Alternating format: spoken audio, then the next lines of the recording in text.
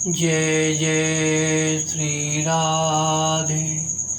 भक्ति भक्ति भगवंत गुरु चतुर्नाम बपुए, इनके पद बंदन किए नाशे बेग्नियने। श्याम प्यारी कुंज बिहारी, जय जय श्री हरिदास दुलारी। श्याम प्यारी कुंज बिहारी, जय जय श्री हरिदास दुलारी। श्याम प्यारी कुंज बिहारी, जय जय श्री हरिदास दुलारी। आज के सत्संग में ब्रज के भक्तों के अंतर्गत श्री नंद किशोर दास गोस्वामी प्रभु सिंगार भट्ट वृंदावन का चरित्र वर्णन करेंगे। बंग देश के बांकुड़ा जिले के पुरलिया पाट के श्री रसिकानंद प्रभु के कनिष्ठ पुत्र श्री नंद किशोर दास गोस्वामी श्री श्रीमन नित्यानंद प्रभु की 7वीं पीढ़ी में थे। वे शैशव से ही विषय विरक्त थे।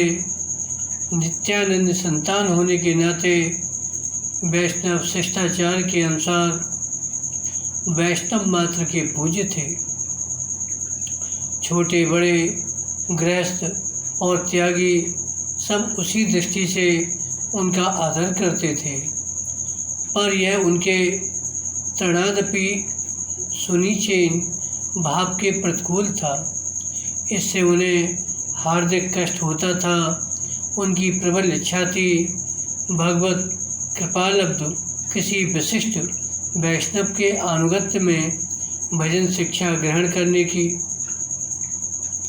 यह भी नित्यानंद प्रभु के वंशज होने के कारण उनके लिए संभव नहीं था। जो सभी वैष्णवों के पूज्य थे, स्वयं आचार्य स्वरूप थे, उन्हें कोई वैष्णव अपने अनुगत मानकर भजन शिक्षा कैसे देता। इसलिए वे चुपचाप घर छोड़कर वृंदावन चले गए। उस समय गौड़ीय वैष्णव समाज के मुकुटमणि श्री विश्वनाथ चक्रवर्ती पाद वृंदावन में रहते थे। उनसे उन्होंने बिना अपने स्वरूप का परिचय दिए भजन शिक्षा देने और शास्त्र अध्ययन कराने की प्रार्थना की। विश्वनाथ चक्रवर्ती पाद ने उनकी प्रार्थना स्वीकार की। कुछ दिन में वे उनके अनुगत्य में भजन और शास्त्र अध्ययन करते रहे। किसी ने न जाना कि वे नित्यानंद की संतान हैं, परंतु उनकी माँ उनके बिना किसी से कहे घर छोड़कर चले जाने के कारण बहुत दुखी थी। उन्होंने उन्हें खोजने के लिए कई वैष्णवों को इधर उधर भेज रखा था। उनमें से एक उन्हें खोजते खोजते वृंदावन में चक्रवर्ती पाद के पास जा पहुँचे। चक्रवर्ती पाद को उन्होंने उनके स्वरूप का परिचय देते हुए उनकी माँ की दारुण व्यथा का वर्णन किया और घर लौटकर उनकी इच्छानुसार विवाह करने की आज्ञा देने का अनुरोध किया। चक्रवर्ती पाद परम पूज्य माँ गोस्वामिनी की इच्छा की अवहेलना कैसे करते। उन्होंने नंद किशोर गोस्वामी से कहा, आपने मुझे अपने शिक्षा गुरु के रूप में अंगीकार किया है।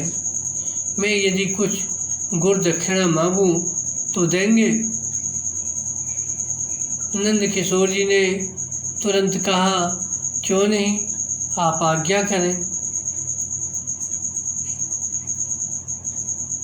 तो चक्रवर्ती पाद बोले, मेरी गुरु दक्षिणा के रूप में आप अब माँ की आज्ञा अनुसार घर लौट जाएं और विवाह करें। नंद किशोर जी घर लौट गए, विवाह किया और एक पुत्र को जन्म दिया। उसके पश्चात वे फिर गृह त्याग कर वृंदावन चले गए। अपने साथ संमत 1815 की बादशाही सनत के साथ श्री श्री निताई गौरांग विग्रह लेते गए, जिनकी आज भी श्रृंगार भट्ट में विधिवत सेवा पूजा चल रही है। उनका अलौकिक प्रभाव देख जोधपुर के तत्कालीन राजा ने उन्हें बहुत सी भू संपत्ति प्रदान की, जिसका उनके वंशज निताई गौरांगी की सेवा में उपयोग कर रहे हैं। श्रीपाद नंद किशोर जी के पास भौंदू नाम का एक ब्रजवासी बालक रहता था, जो उनकी गायों की देखभाल करता था। उसे लोग भौंदू इसलिए कहते थे कि उसे छल कपट और चतुराई छूकर भी नहीं थी। उससे यदि उपहास में कोई झूठ भी कह देता तो वह उसे मान लेता। शंका करना तो उसे आता ही नहीं था। वह नित्य बाल भोग प्रसाद पाकर श्रीपाद की गाय चराने जमुना पार भांडेर में जाया करता। उससे किसी ने कहा कि भांडेर वन में नंदलाल ग्वाल सहित गाय चराने जाते हैं। वह यह सोचकर खुश होता कि किसी दिन उनसे भेंट होगी, तब वह उनसे मित्रता कर लेगा और उनके साथ खेला कूदा करेगा। भोले भाले भोंदू के हृदय की भाव तरंग उमड़ घुमड़ कर जा टकराई भक्त वत्सल भगवान के मन मंदिर से। उनमें भी एक अपूर्व आंदोलन की सृष्टि हुई और जाग पड़ी एक नई वासना भोंदू के साथ मित्रता कर खेल कूद का आनंद लेने की। तो हो गई एक दिन दोनों में भेंट को मित्रता में बदलते देर नहीं लगी। भोंदू नित्य खाने पीने की सामग्री अपने साथ ले आता। नंदलाल और उनके ग्वाली साथी ग्वालवाल उसके साथ खाते पीते खेलते और नाचते कूदते।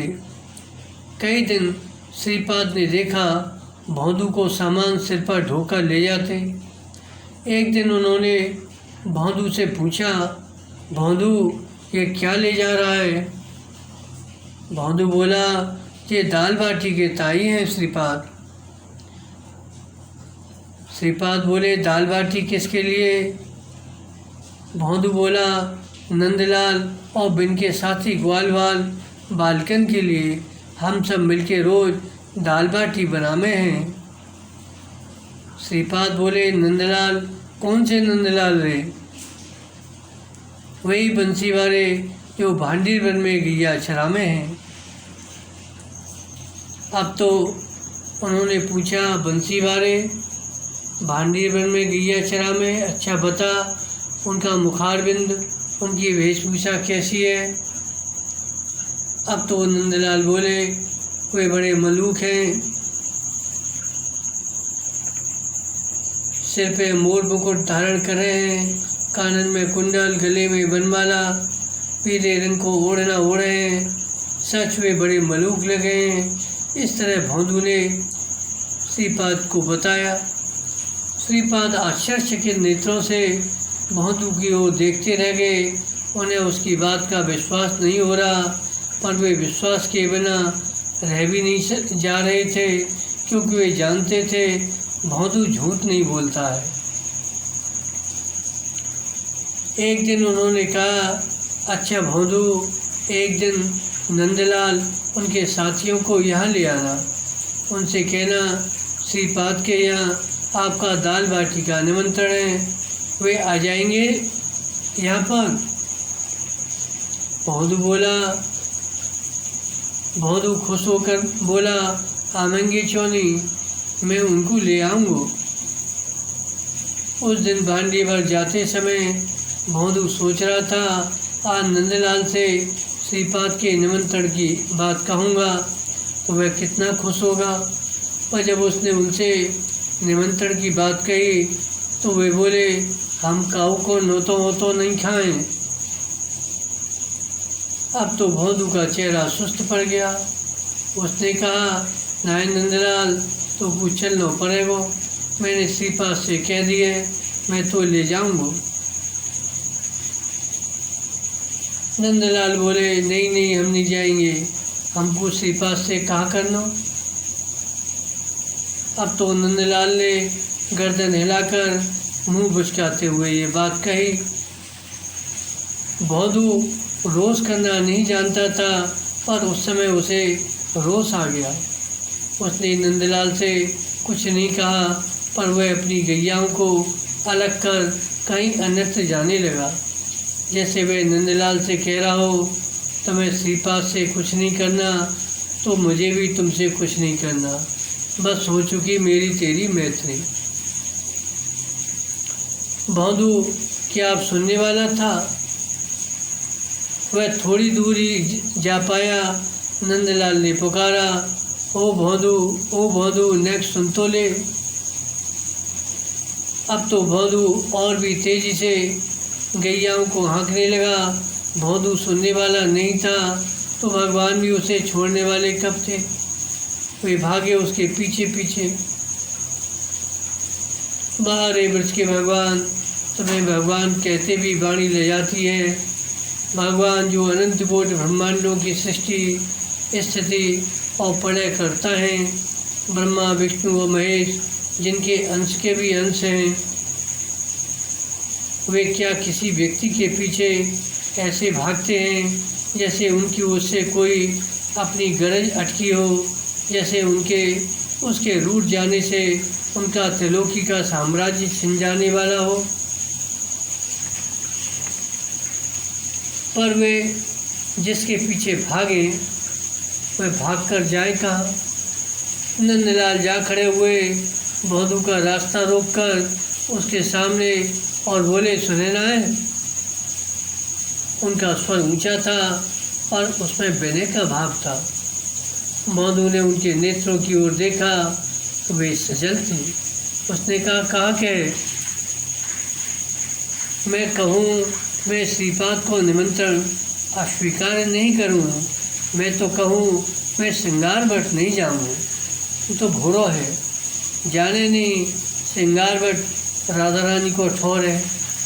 वहाँ दाऊ दादा कैसे जाएगा? मेरे सखा कैसे जाएंगे? श्रीपाद को यही आबनो हो लो, अपने माथे पर सामग्री लेके वे अपने हाथ से दाल बाटी बनाएंगे तो हम पाएंगे। भौंदू प्रसन्न हो गया। उसने उसी प्रसन्न मुद्रा में श्रीपाद से जाकर सब बात निवेदन की। श्रीपाद दूसरे दिन प्रचुर सामग्री अपने मस्तक पर लेकर भांडी बन गए। वे रामकृष्ण और ग्वाल वालों के साथ उनका क्रीड़ा विनोद देखकर कृतार्थ हो गए। थोड़ी देर में सब कुछ अंतरित हो गया। तब वे मूर्छित होकर भूमि पर गिर पड़े। उस समय उन्हें आदेश हुआ, अधीर मत हो, घर जाओ और मेरी लीला स्त्रियों का वर्णन करो। इस आदेश का पालन कर श्रीपाद ने श्री वृंदावन लीलामृत और श्री रसकलिका नाम के 2 ग्रंथों का पठन किया। इस तरह श्री नंद किशोर दास गोस्वामी प्रभु का चरित्र वर्णन किया गया। अब श्री हरिदास बाबा जी का चरित्र वर्णन करेंगे। ये वृंदावन में रहकर भजन करते थे। त्रिलोकी में जितने स्थान हैं सब त्रिलोकपति श्री भगवान के हैं। वे अपने आंशिक परमात्म स्वरूप से सर्वत्र विराजमान हैं, परंतु उन्हें ब्रजभूमि जितनी प्रिय है उतनी और कोई भूमि प्रिय नहीं है। वे स्वयं रूप से या सदा विराजमान हैं, पर उनके अन्य रूपों को भी यदि इसका लोभ हो जाए तो कोई आश्चर्य की बात नहीं। एक बार आज से लगभग 200 वर्ष पूर्व इसका लोभ जागा श्री धामपुरी के जगन्नाथ जी को। वे वृंदावन में मनोहर यमुना पुलिन पर वास करने का लोग संवरण न कर सके। वे वृंदावन आना चाहते थे, अब वृंदावन जाएं कैसे? सर्वसमर्थ होते हुए भी वे अपने शिव विग्रह रूप में अपने भक्तों के जैसे अधीन है वैसे और किसी रूप में नहीं। भक्ति उन्हें जहाँ चाहे ले जाए, जैसे चाहे रखें। उनके प्रेम सेवा रस का आस्वादन करने के लिए ही तो अर्चा विग्रह रूप में उनका अवतार है। इस रूप में वे जो भी करना चाहते हैं अपने किसी भक्त को निमित्त बनाकर सहयोग से ही कर सकते हैं। वृंदावन तो वे तभी जा सकते थे जब उनका कोई भक्त उन्हें ले जाता, वहाँ उनकी सेवा करने को तैयार होता। उन्हें ऐसे एक भक्त की खोज थी। वृंदावन में हरिदास नाम के रामानंदी महात्मा यमुना जी के किनारे भजन करते थे। बड़े अनुरागी महात्मा थे, दिन रात प्रभु के चिंतन में डूबे रहते, उनके विरह में अश्रु विसर्जन किया करते। अंत में प्रभु ने उन्हें दर्शन दिए। वे उनकी रूप माधुरी देखकर अपनी सुध खो बैठे। उन्हें एकटक निहारते निहारते अचेतन हो गए। तब करुणानिधि ने अपना हस्त कमल उनके मस्तक पर फेरकर उन्हें चेत कराया। चेतना आते ही उन्होंने अपना सिर उनके चरणों में रख दिया। उन्होंने अपनी अमृतमयी वाणी में कहा, बश मैं तुमसे प्रसन्न हूँ। तुम्हारे निकट रहकर तुम्हारी प्रेममयी सेवा का सुख आस्वादन करने को लालायित हूँ। तुम जगन्नाथपुरी जाओ। इस वर्ष आषाढ़ में वहाँ जगन्नाथ जी का विग्रह परिवर्तन होगा। पुराना विग्रह तुम ले आना और इसी स्थल पर उसे स्थापित कर उसकी सेवा करना। इतना कहकर भगवान अंतर्ध्यान हो गए। महात्मा उनके आदर्शन से छटपट करने लगे और उनकी आज्ञा का स्मरण कर उन्होंने धैर्य धारण किया। वे अपने शिष्यों को साथ ले कीर्तन करते हुए जगन्नाथपुरी की ओर चल पड़े। उस समय रेल की सुविधा तो थी नहीं। पैदल ही बिहार जंगलों से होते हुए नदी नालों और पर्वतों को पार करते हुए जगन्नाथपुरी पहुँचे।